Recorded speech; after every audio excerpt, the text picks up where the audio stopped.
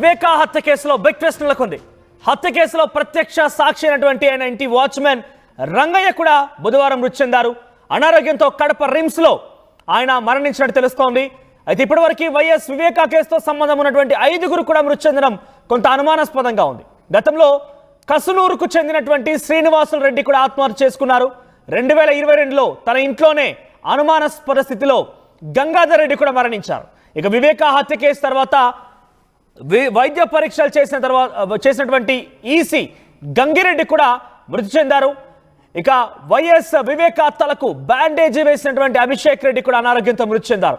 2019 మార్చి 15న హత్యకు గురయ్యారు వైఎస్ వివేకానంద రెడ్డి. 6 ఏళ్లుగా ఇంకా సిబిఐ విచారణ కొనసాగుతూనే ఉంది.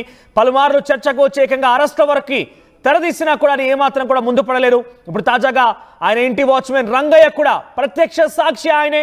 ఆ సాక్షి కూడా అనారోగ్యంతో మరణించడంతో ఒక్కసారిగా ఈ కేసులో ఏం జరుగుతుందో ఒక ఆందోళన వ్యక్తమవుతోంది.